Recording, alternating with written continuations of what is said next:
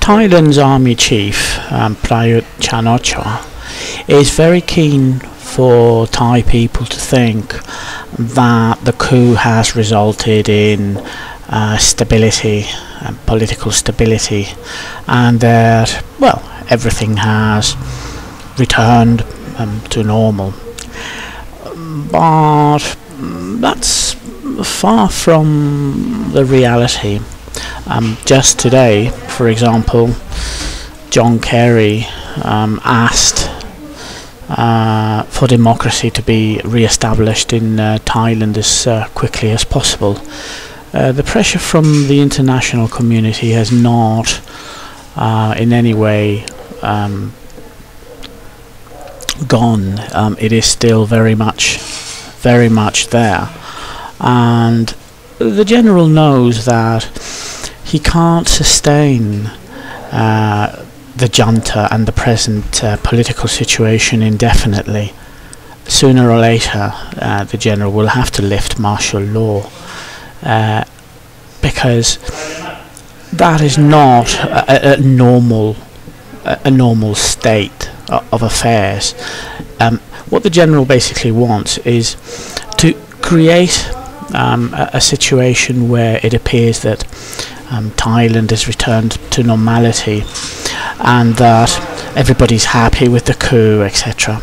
But as long as martial law remains in place, of course, the international community will continue to ask for democracy to be restored, and Prayuth can't in any way claim that the political affairs in Thailand have returned to normal.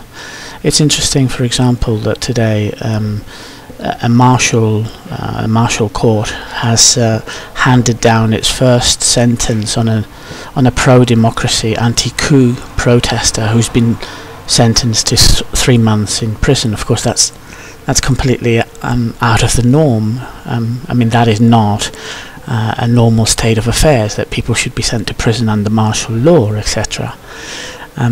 These events and these news are what tells people that Thailand has in no way returned to normality. General Prayuth has set up the National Legislative Assembly, but that is not an elected body. It is not democratically controlled, etc. He has imposed a constitution which basically only protects the army and the monarchy, and he has pushed ahead with the NCPO's control over the media and censorship, etc. Thailand is not stable, despite what you may think, and despite what Prayuth and the army try to convince Thai people. It is not a normal state of affairs. Martial law is still in place because the army is fearful. Just today, news came out of a possible counter-coup.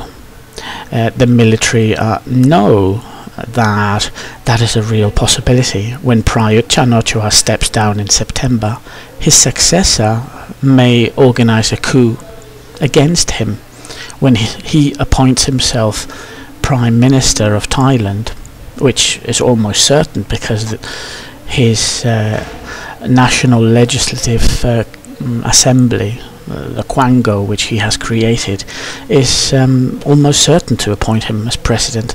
And when that happens and he steps down as army chief, somebody else takes over. And what Prayuth is worried about is the possibility that his successor will do to him exactly what he did to the democratic government. So there's a lot of fear and there's a lot of suspicion. There are a lot of backstabbers in the Thai army, and the situation is far from normal, despite what people may think.